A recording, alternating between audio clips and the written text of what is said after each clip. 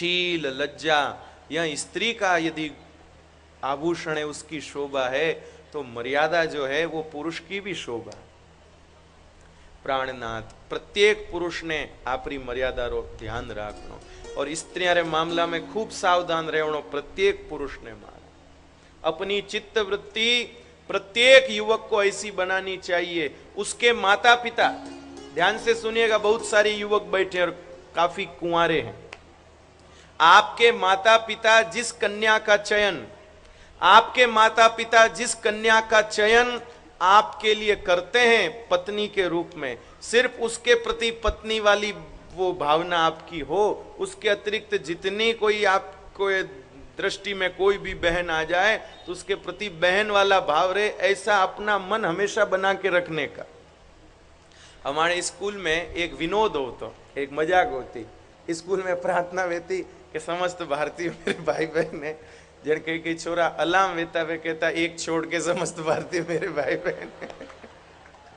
तो प्राणनाथ, लेकिन प्रत्येक युवक को अपने चित्त में यह संस्कार पक्का रखना चाहिए कि मेरे माता पिता जिस कन्या का चयन मेरे लिए पत्नी के रूप में करेंगे, मैं सिर्फ वह विचार उसके प्रति लाऊंगा। इसके अलावा जितनी भी कोई कन्या कोई स्त्री मेरी दृष्टि में आती है उसके प्रति मेरे मन में पवित्र भाव बना रहेगा। मेरी दृष्टि में वह, यदि वह आपसे छोटी है तो आपके मन में उसके प्रति छोटी बहन वाला विचार रहे। यदि वो आपके समकक्ष है तो भी उसके प्रति आपका बड़ी बहन वाला भाव रहे, और आपसे बड़ी है तो उसके प्रति माँ के जैसा भाव रहे। लेकिन इसके अतिरिक्त अपने मन में कोई दूसरा विचार नहीं आना चाहिए, अपनी दृष्टि में कोई विकृति नहीं आनी चाहिए।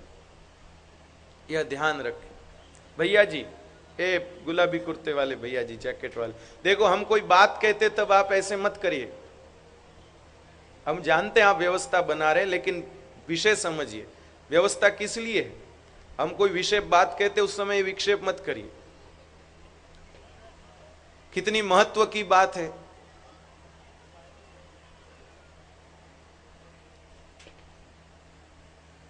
बुरा मत मानिएगा मेहरबानी करके, लेकिन यह चीज यदि इन युवकों के पल्ले नहीं पड़ेगी तो आगे जाके बिगाड़ होगा। हालांकि ये सब अच्छे लड़के हैं, लेकिन बात तो समझानी चाहिए। प्राणनाथ, आप भी बहुत अच्छे, बैठ जाए, थोड़ी देर बैठ जाए, सुनिए आप भी। थाने कोई संपर्क में आवे तो उन्हें हम जाइए जाओ। प्राणनाथ, श्रवण कीजिए कृपा करके। प्रत्येक युवक से यह प्रार्थना करता हूं भाई, प्रत्येक युवक से यह प्रार्थना करता हूं, यदि आप अपना आदर्श स्वामी विवेकानंद को मानते हैं तो, यदि आप अपना आदर्श अर्जुन को मानते हैं तो, और सिनेमा के जो हीरो जिनके जीवन में कोई महत्व नहीं है, जिनके जीवन में कोई स्त्री का महत्व नहीं है, कहीं भी अपना मुंह धो लेते हैं, ऐसे हीरो अगर आपके आदर्श हैं तो फिर आपके चरित्र की कोई गारंटी नहीं ले सकता। लेकिन यदि आपके आदर्श स्वामी विवेकानंद हैं तो जरा आप अपने चरित्र को संभालिए। इस मामले में खास सावधान रहिए। बिना बात बिना कारण अपनी ओर से कभी कोई लड़कियों से संपर्क नहीं करना चाहिए। आजकल आप लोगों के ये व्हाट्सएप फेसबुक खूब चले, सिर्फ अपनी व्यर्थ की थोती लोकप्रियता, थोती लोकप्रियता, क्या इस लोकप्रियता के बल पर आप प्राइम मिनिस्टर बन जाएंगे? क्या इस लोकप्रियता के बल पर आप परीक्षा में अच्छे अंक ले आएंगे? इससे होगा क्या, हासिल क्या होगा? सिर्फ आप लोगों के माइंड को डाइवर्ट किया जा रहा है, जिससे यह भारत की युवा पीढ़ी मानसिक रूप से नपुंसक हो जाए।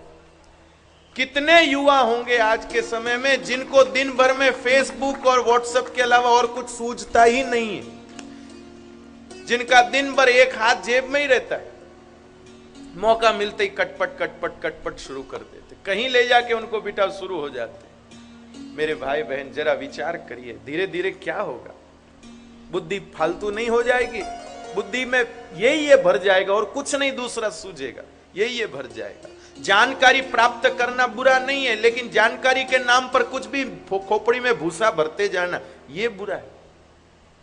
इसलिए प्रार्थना करता हूं, सिर्फ आपके माता पिता जो चयन करें, यदि कोई संयोगवश आपकी दृष्टि में ऐसा, कभी देखो भाई मैं जानता हूं उम्र ऐसी होती, कोई आपकी दृष्टि में कहीं आपका आकर्षण बैठता है तो अपने आकर्षण को कोई भी स्वरूप देने से पहले, उस आकर्षण में एक कदम भी आगे बढ़ाने से पहले उस आकर्षण की जानकारी अपने माता पिता को दीजिए। हे माता जी, हे पिताजी, अमुक कन्या को मैंने देखा तो मेरे मन में आकर्षण हुआ, आप बताइए क्या मुझे इस विषय में कुछ सोचना चाहिए? यदि आपके लिए उचित होगा तो आपके माता पिता आज्ञा देंगे कि नहीं। यदि ऐसी बातें हम देखते हैं, हम पता करते हैं, आप अपना सब वो क्या कहते हैं, सब अपना शुरुआत कर दे, वो कर दें, और फिर अंत में माता पिता कहते हैं अब कराते हो तो ठीक, नहीं तो हम तो जाते हैं। यहां योग्य युवकों के लिए उचित नहीं है। अच्छे युवक ऐसा कभी नहीं करते। प्राणनाथ तो उसके अतिरिक्त जो भी, पहली बात तो लड़कियों के संपर्क में जाना नहीं, लेकिन यदि किसी भी कार्यवश भी हो जाए आवश्यक तो वहां भी ऐसी भावना रखनी चाहिए महाराज। चाहे अपनी बहन हो, चाहे अपनी कोई भांजी भतीजी आदि कोई भी हो, उसके साथ भी व्यवहार करते समय पूरी मर्यादा रखनी चाहिए, पूरी मर्यादा रखनी चाहिए। एक जगह हमने देखा, एक कहीं शोभा यात्रा चल रही थी तो एक व्यक्ति, एक युवक एक कन्या के कंधे पर यूं हाथ रख करके चल रहा था। तो हमने किसी के माध्यम से टोका उसको, भाई ये क्यों ऐसे क्यों चल रहे? तो कहा महाराज ये तो भाई बहन है, भाई बहन। अरे मैं क्यों, भाई बहन है तो जीव जाने, पर यूं बह वो तो लोग कई जानी, यूं बहन जन कई लोग जाने। इसलिए चाहे अपनी बहन भी क्यों ना हो, चाहे भांजी भतीजी कोई भी हो, उसके साथ भी व्यवहार करते समय मर्यादा का पालन करना चाहिए, ये बहुत आवश्यक है। यदि आपके आदर्श स्वामी विवेकानंद हैं, अर्जुन हैं तो, नहीं तो कोई बात नहीं। एक स्वामी विवेकानंद की छोटी सी बात कहने का मैंने, आप लोग आज्ञा दे तो मैं बोलूं, सुनिए। फिर युवकों ध्यान से सुनिएगा, क्या पढ़ा है उन फोकट के क्रिकेटरों के चक्कर में, हीरोइनों के चक्कर में, जो सब झूठे हीरो हैं, सब नकली हीरो हैं। अपनी जान की चिंता करके फिर जो पैसे के लिए पराक्रम करते हैं वो हीरो नहीं है। जो राष्ट्र के लिए, देश के लिए, समाज के लिए, धर्म के लिए पराक्रम करते वो असली हीरो। सुनिए स्वामी विवेकानंद की एक छोटी सी बात, फिर माया। स्वामी विवेकानंद, क्योंकि आज रविवार ने, आज जवान घना आया, हमारे मौको है क्या, उन्होंने पचगद काम पर। सुनिए, स्वामी विवेकानंद अमेरिका में खूब प्रसिद्ध हो गए थे, आप सब जानते हैं। इतने प्रसिद्ध हो गए थे कि उस अमेरिका में जिस धर्म के अनुयायी सबसे ज्यादा थे, वे उस धर्म के अनुयायी उस धर्म को छोड़ छोड़कर स्वामी जी की सभा में आने लग गए। वहां जहां वो प्रार्थना करने जाते थे, रविवार का दिन जहां उनका प्रार्थना में बीतता था, वो स्वामी जी के सत्संग में, प्रवचन में बीतने लगा। तो उस कुछ लोगों को स्वामी जी से ईर्ष्या हुई और उन्होंने योजना की कि स्वामी विवेकानंद को किसी प्रकार से बदनाम करना चाहिए। स्वामी विवेकानंद को कैसे करके बदनाम करना चाहिए, क्या किया जाए उपाय। उस समय लाइव टेलीकास्ट नहीं होता था, लेकिन रेडियो लाइव होता था। तो उन्होंने क्या योजना करी, उन्होंने एक किसी युवा लड़की को, युवती को तैयार किया पैसे दे करके कि तुमको कल 10:30 बजे स्वामी विवेकानंद के पास जाना है, तुम्हारे पर्स में ये मशीन रहेगी और स्वामी विवेकानंद जो बोलते हैं वो सब इसमें हो जाएगा और लाइव हो जाएगा। तुमको क्या करना है, उस लोगों ने कहा कि तुम जाकर स्वामी विवेकानंद से भोग मांगना, स्वामी विवेकानंद को कहना मुझको तुम्हारे जैसा सन चाहिए, तुम्हारे जैसा पुत्र चाहिए, आप मेरे साथ भोग करिए। ऐसी बात तू जाके स्वामी विवेकानंद को कहना, और सावधानी रखना, एकदम साफ बात होनी चाहिए, और अपना पर्स एकदम बीच में रखना ताकि वो वॉइस कैच हो सके अच्छे से और हम उसका प्रसारण कर सके। धन के लोभ में वो युवती तैयार हो गई। स्वामी विवेकानंद को इस बात की मालूम नहीं और सब जगह ये मैसेज पहुंचा दिया गया कि कल 10:30 बजे स्वामी विवेकानंद का विशेष प्रवचन रेडियो पे लाइव होगा। अब इतने लोग चाहने वाले थे, सब बोले आज घर बैठे स्वामी जी का प्रवचन सुनने को मिलेगा। सब अपने अपने घर में बराबर 10:15 बजे रेडियो स्टेशन चला चला के बैठ गए और ठीक 10:30 बजे शुरू हुई वो प्रसारण। लेकिन उस प्रसारण में शुरू में क्या होता है, एक युवती की आवाज आती है। युवती जाकर के, वो अंग्रेजी में है, मैं हिंदी में बोल रहा हूं, वह युवती जाकर के स्वामी विवेकानंद का अभिवादन करती है। स्वामी विवेकानंद अभिवादन का उत्तर देते हैं और स्वामी विवेकानंद पूछते हैं बताइए मैं आपके लिए क्या कर सकता हूं। मैं आपके लिए क्या कर सकता हूं? उस स्त्री ने, युवती ने कहा, स्वामी मुझे आप बहुत अच्छे लगते हो, वो जो भी उसका अंग्रेजी में बोलना था, आप मुझे बहुत अच्छे लगते हो, आप मुझे बहुत प्रिय लगते हो, मैं चाहती हूं कि मुझे आपसे पुत्र प्राप्त हो, आप मेरे से, मुझे मेरा यहाँ निमंत्रण मेरा स्वीकार करें, मुझे आपसे पुत्र प्राप्त हो, ऐसा मैं चाहती हूं। वो जो भक्त लोग रेडियो पे स्वामी विवेकानंद का वह प्रसारण सुन रहे, वो सब घबरा गए, हे भगवान ये क्या हो गया, ये स्वामी जी के आगे ये क्या चीज पहुंच गई। अब सब सुनने, अब सब एकदम सावधान, किसी को पता नहीं कौन क्या करे, कुछ सूझ ही नहीं रहा है। और वह उस युवती ने साफ कह दिया, मुझे आप जैसा पुत्र चाहिए, आप मेरे साथ भोग का प्रस्ताव मेरा स्वीकार करिए। स्वामी विवेकानंद ने बोला, अब स्वामी जी की वाणी निकली, स्वामी जी बोले, जो भी वो बोलते हैं, मैडम आपकी बात मैं जरूर स्वीकार करता।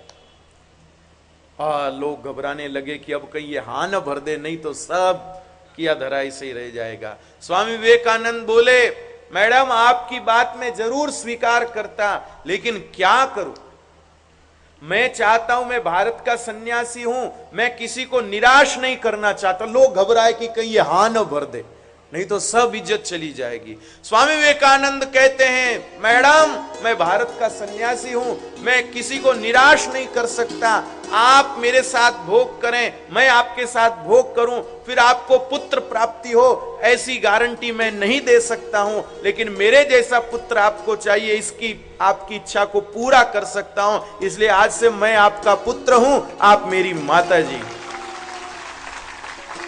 जैसे आप लोग प्रसन्न हो रहे हैं, ऐसे लाखों लोग रेडियो पर सुनते सुनते खुश हो गए। ये भारत के सन्यासी का चरित्र है। जो लोग अपना आदर्श स्वामी विवेकानंद को मानते हैं, उनका चरित्र भी ऐसा होना चाहिए। सामने भले अर्जुन के सामने उर्वशी अप्सरा आकर खड़ी हो गई, जो देवताओं को भी दुर्लभ थी, लेकिन अर्जुन उसको भी मां बना लेते। वो गुस्सा तो उसको आता है, लेकिन अर्जुन अपने चरित्र से डिगा नहीं। इसलिए भाई थोड़ो ध्यान रखना। किण बातू बात सुरुई मन ठानी, अपन पूज्य महाराज जी पधार गया। पूज्य महाराज जी के चरणों में खूब खूब दंडवत प्रणाम। आप खूब कृपा करी, कल भी विराजे, आज भी पधारे आपको। तो नारायण ध्यान दो भाई, सावधानी राखनी। पुरुष रो धन है मर्यादा। छोरा आवड़ हुणियो कि नहीं, बोलोगे नहीं? हाँ, ध्यान रखो कि नहीं? अरे ध्यान रखो कि नहीं? हाँ, पक्को ध्यान रखजो भाई। देखो माई तारो नाम ऊंचो करनो है, गांव रो नाम ऊंचो करनो है, देश रो नाम ऊंचो करनो है, तो ध्यान राखनो ही पड़ेला। और ज्यों हैंग करे है मुंडा काला, उन लेण में ही थाने उबणो है, तो पचे कोई ध्यान रखनी जरूरत नहीं। पर कुछ हटके बनना है, कुछ अलग करना है, तो इसका ध्यान रखना, इस मर्यादा। तो मिनक ने भी मर्यादा